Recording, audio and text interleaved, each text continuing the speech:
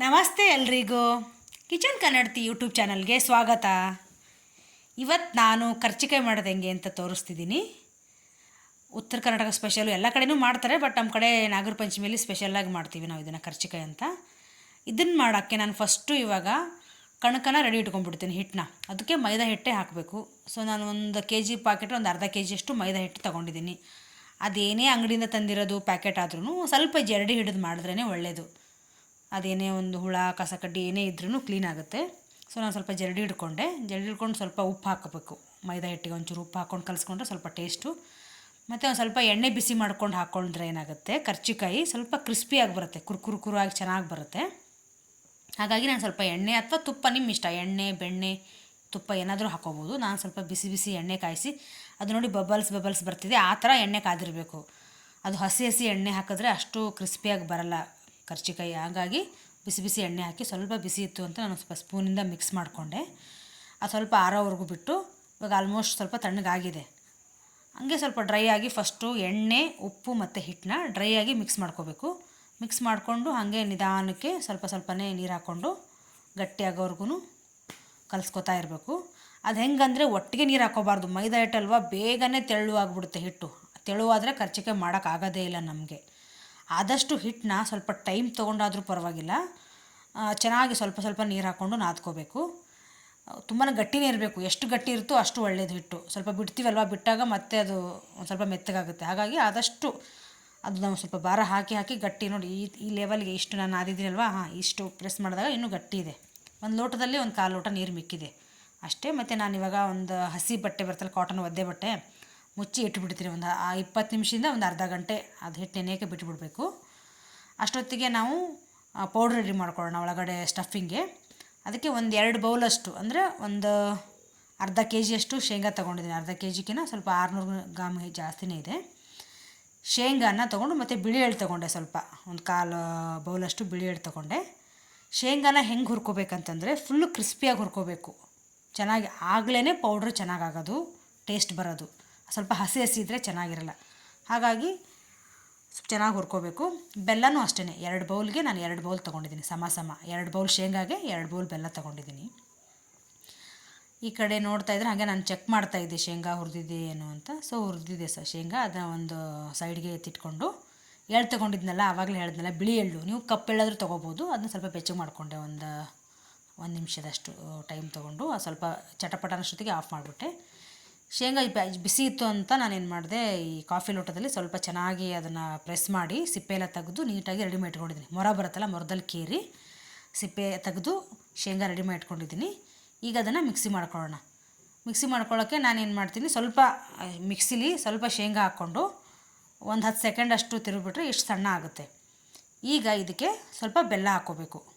ಅಷ್ಟೇ, ಸ್ವಲ್ಪ ಶೇಂಗಾ ಸ್ವಲ್ಪ ಬೆಲ್ಲ ಎರಡೂ ಮಿಕ್ಸ್ ಮಾಡಿಕೊಂಡು ಅದನ್ನು ಗ್ರೈಂಡ್ ಮಾಡ್ಕೋಬೇಕು. ಅದೇ ಥರ ಎಲ್ಲನೂ ಮಾಡ್ಕೋಬೇಕು ಪೌಡ್ರನ್ನ ಚೆನ್ನಾಗಿ. ಈ ಥರ ಆದರೆ ಸಾಕು. ಇಷ್ಟು ಸ್ವಲ್ಪ ತೀರ ನೈಸ್ಗೆ ಆಗಬಾರ್ದು. ಹೆಂಗಂದರೆ ಸ್ವಲ್ಪ ಹುಡಿಯಾಗಿ ಬರಬೇಕು, ಉದ್ರಾಗಿ. ಈ ಥರ ಇದ್ದರೆ ಪೌಡ್ರ್ ಚೆನ್ನಾಗಿರುತ್ತೆ. ಸೊ ಟೇಸ್ಟು ಅಷ್ಟೇ, ಬೆಲ್ಲನೂ ನೀವು ನೋಡ್ಕೊಂಡು ಮಾಡ್ಕೋಬೇಕು ರುಚಿಗೆ ತಕ್ಕಷ್ಟು. ನೋಡಿ ಇಷ್ಟೆಲ್ಲ ರೆಡಿ ಆಗಿದೆ, ನಾನೆಲ್ಲ ರೆಡಿ ಮಾಡ್ಕೊಂಡಿದ್ದೀನಿ ಇವಾಗ. ಅಷ್ಟು ಶೇಂಗಾ ಬೆಲ್ಲ ಎಲ್ಲನೂ ಇತ್ತಲ್ವ ತೋರಿಸಿದ್ನಲ್ಲ, ಅದೆಲ್ಲ ಮಿಕ್ಸಿ ಮಾಡ್ಕೊಂಡ್ಮೇಲೆ ಇಷ್ಟಾಗಿದೆ. ಈಗ ಆವಾಗಲೇ ಬಿಳಿ ಎಳ್ಳು ಬರುತ್ತಲ್ಲ, ಅದನ್ನ ಸ್ವಲ್ಪ ಹುರ್ಕೊಂಡಿದ್ದೆ. ಅದನ್ನು ಜಾಸ್ತಿ ಮಿಕ್ಸಿಲಿ ಸಣ್ಣ ಮಾಡ್ಕೋಬಾರ್ದು.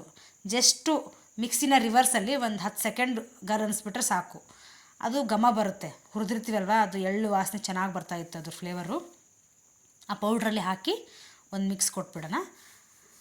ಈಗ ನೋಡೋ ಒಂದು 20 ನಿಮಿಷದ ಒಂದು ಅರ್ಧ ಗಂಟೆ ಆಗಿತ್ತು ಹಿಟ್ಟು ಕಲಸಿಟ್ಟು. ಈಗ ಚೆನ್ನಾಗಿ ಆಗಿದೆ ಹಿಟ್ಟು. ತುಂಬ ಮೆತ್ತಗೂ ಆಗಿಲ್ಲ, ತುಂಬ ತೆಳುವಾಗಿಲ್ಲ, ಸ್ವಲ್ಪ ಚೆನ್ನಾಗಾಗಿದೆ. ಮತ್ತು ಅದಕ್ಕೆ ಹಚ್ಚಿ ನಾವು ಎಲೆ ಲಟ್ಟಿಸ್ಕೊಳ್ಳೋಕ್ಕೆ ನಾನು ಸ್ವಲ್ಪ ಒಣ ಹಿಟ್ಟು ರೆಡಿ ಇಟ್ಕೊಂಡಿದ್ದೀನಿ. ಮತ್ತು ಅದಕ್ಕೆ ಹಚ್ಚೋಕ್ಕೆ ನಾನು ಒಂದು ಸ್ಪೂನ್ಗೆ ಕಾಟನ್ ಬರುತ್ತಲ್ಲ ಹತ್ತಿ, ಅದನ್ನು ಹಿಂದೆಗಡೆ ಸುತ್ತಿ ಸ್ವಲ್ಪ ದಾರ ಸುತ್ತಿದ್ದೀನಿ ಅದಕ್ಕೆ. ಮತ್ತು ಒಂದು ಸ್ವಲ್ಪ ಕಾಯಿಸಿ ಆರಿಸಿದ ಹಾಲಿರುತ್ತಲ್ಲ, ಅದನ್ನ ತೊಗೊಂಡಿದ್ದೀನಿ ಹಚ್ಚೋಕ್ಕೆ. ಇವಾಗ ನಾವು ಎಲೆ ಮಾಡ್ಕೊಂಡಿರ್ತೀವಲ್ಲ ಕರ್ಚಿಕಾಯಿ ಎಲೆ, ಅದು ಸ್ಟಫಿಂಗ್ ಮಾಡ್ಕೊಂಡ್ಮೇಲೆ ಸುತ್ತ ಅದಕ್ಕೆ ಕೋಟಿಂಗ್ ಕೊಟ್ಟು ಅದನ್ನು ಇದು ಮಾಡೋಕ್ಕೆ ಮುಚ್ಚಿ, ಅದನ್ನು ಪೂರ್ತಿ ಅದು ಇದು ಆಗಬೇಕಲ್ಲ, ಸೀಲ್ ಹಾಕೋ ಥರ ಫುಲ್ಲು ಆಚೆ ಬರಬಾರ್ದು ಪೌಡ್ರ್ ಅಂದರೆ, ಅದನ್ನು ಹಾಕೊಳ್ಳೋಕ್ಕೋಸ್ಕರ ನಾನು ಅದನ್ನು ರೆಡಿ ಮಾಡಿ ಇಟ್ಕೊಂಡಿದ್ದೀನಿ. ಫಸ್ಟೇ ರೆಡಿ ಮಾಡಿ ಇಟ್ಕೊಂಡ್ಬಿಡ್ಬೇಕಿದೆಲ್ಲ. ಆಮೇಲೆ ಇದೇ ಥರ ಎಷ್ಟು ನಾವು ಒಟ್ಟಿಗೆ ಒಂದು 10 ಮಾಡ್ಕೋತೀವ, ಒಂದು 5 ಮಾಡ್ಕೋತೀವ, ಆ ಥರನೇ ಈ ಥರ ಚಿಕ್ಕದು ಉಂಡೆಗಳಾಗಿ ಮಾಡ್ಕೊಂಡು ಇಟ್ಕೊಂಡು ಈ ಒಣ ಹಿಟ್ಟು ಬರುತ್ತಲ್ಲ ಮೈದಾ ಹಿಟ್ಟು, ಒಣ ಹಿಟ್ಟನ್ನು ಚೆನ್ನಾಗಿ ಆವಾಗ ಸ್ವಲ್ಪ ಸ್ವಲ್ಪನೇ ಹಚ್ಕೊಂಡು ಆದಷ್ಟು ಏನು ಮಾಡಬೇಕು, ಎಲೆನ ತೆಳ್ಳಗೆ ಲಟ್ಟಿಸ್ಕೋಬೇಕು.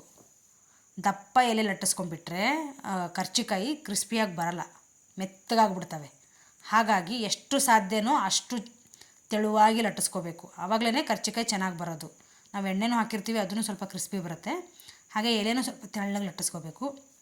ಅದು ಅಷ್ಟೇ ಸೈಜು, ನೀವು ಕರ್ಜಿಕಾಯಿ ಚಿಕ್ಕದು ಮಾಡ್ತೀರೋ ದೊಡ್ಡದು ಮಾಡ್ತೀರೋ ಅದು ನೀವು ಬಿಟ್ಟಿದ್ದು.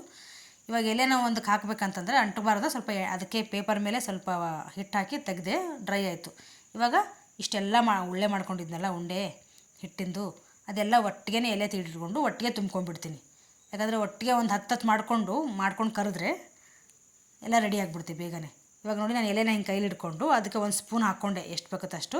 ಆವಾಗಲೇ ಮಾಡಿಟ್ಟಿದ್ನಲ್ಲ, ಹಾಲಲ್ಲಿ ಸ್ವಲ್ಪ ಇದನ್ನ ಎದ್ದುಬಿಟ್ಟು ಕಾಟನ್ದು ಸುತ್ತ ಅದಕ್ಕೆ ಹಾಲು ಹಚ್ಕೊಂಡು ಈಗ ಅದನ್ನು ಮುಚ್ಚಿ ಎಡ್ಜಸ್ನ ಫುಲ್ ಪ್ರೆಸ್ ಮಾಡಿಬಿಡ್ಬೇಕು. ಅದು ಪೌಡ್ರ್ ಆಚೆ ಬರ್ದಿರಂಗೆ ಈ ಥರ ಟೈಟಾಗಿ ಪ್ರೆಸ್ ಮಾಡಿಬಿಟ್ರೆ ಅದು ಪೌಡ್ರ್ ಆಚೆ ಬರಲ್ಲ. ಇದೇ ಥರನೇ ನೋಡಿ ಎಲ್ಲನೂ ರೆಡಿ ಮಾಡಿ ಇಟ್ಕೊಂಡ್ಬಿಟ್ಟಿದ್ದೀನಿ. ಸೇಮ್ ಅದೇ ಇದರಲ್ಲಿ ಸ್ವಲ್ಪ ಅದು ಕೆಳಗಡೆ ಬಂದುಬಿಟ್ಟಿತ್ತು, ಕಾಣಿಸ್ಲಿಲ್ಲ. ಸೇಮ್ ನಾವು ಇವಾಗ ಇದಕ್ಕೆಲ್ಲ ಹೆಂಗೆ ಕರ್ಕೋತೀವಲ್ಲ ಆ ಥರ ಕಡುಬೆಲ್ಲ ಮಾಡ್ಕೋತೀವಲ್ಲ ಅದೇ ಥರನೇ ಸ್ಟಫಿಂಗು. ಈಗ ಎಣ್ಣೆ ಕಾದಿದೆ, ಒಂದೊಂದಾಗಿ ಎಷ್ಟೆಷ್ಟಾಗುತ್ತೋ ಸ್ವಲ್ಪ ಆದರೂ ಪರವಾಗಿಲ್ಲ, ಎಷ್ಟಾಗುತ್ತೋ ಅಷ್ಟು ನಿಮ್ಮ ಅನುಕೂಲ ತಕ್ಕಂಗೆ ನಿಧಾನಕ್ಕೆ ಕರ್ಕೋಬೇಕು, ಸ್ವಲ್ಪ ಕೆಂಪಗಾಗೋವರೆಗೂ. ಇನ್ನು ಕೆಲವ್ರು ಏನು ಮಾಡ್ತಾರೆ, ಜಾಸ್ತಿ ಕೆಂಪಗಾಗೋವರೆಗೂ ಕರಿಯಲ್ಲ, ಅದನ್ನು ಸ್ವಲ್ಪ ಬೆಳ್ಳಗಿದ್ದಂಗೆ ಬಿಡ್ತಾರೆ. ನಾನು ಸ್ವಲ್ಪ ಅದು ಕೆಂಪಗಾದರೆ ಟೇಸ್ಟ್ ಇನ್ನೂ ಚೆನ್ನಾಗಿ ಬರುತ್ತೆ ಅಂತ ಈ ಥರ ಕೆಂಪಗಾಗೋರು ಕರೆದಿದ್ದೀನಿ. ನಮ್ಮ ಕಡೆ ಎಲ್ಲ ನಾಗರ ಪಂಚಮಿ ಫೇಮಸ್ಸು, ಈ ಕಡೆ ವರಮಹಾಲಕ್ಷ್ಮಿ ಎಲ್ಲ ಮಾಡ್ತಾರೆ. ಯಾವಾಗಾದರೂ ಮಾಡ್ಕೊಂಡು ತಿನ್ಬೋದು, ನಮ್ಮ ಇಷ್ಟ. ಒಟ್ಟಿನಲ್ಲಿ ಚೆನ್ನಾಗಿರುತ್ತೆ ಸ್ವೀಟು. ರೆಡಿ ಆಯಿತು ಕರ್ಜಿಕಾಯಿ. ನಿಮಗೇನಾದರೂ ಈ ವಿಡಿಯೋ ಇಷ್ಟ ಆಗಿದ್ರೆ ಪ್ಲೀಸ್ ಲೈಕ್ ಮಾಡಿ, ಶೇರ್ ಮಾಡಿ, ಸಬ್ಸ್ಕ್ರೈಬ್ ಮಾಡಿ, ಹಾಗೆ ಬೆಲ್ ಐಕನ್ ಕ್ಲಿಕ್ ಮಾಡೋದನ್ನು ಮರಿಬೇಡಿ. Thanks for watching.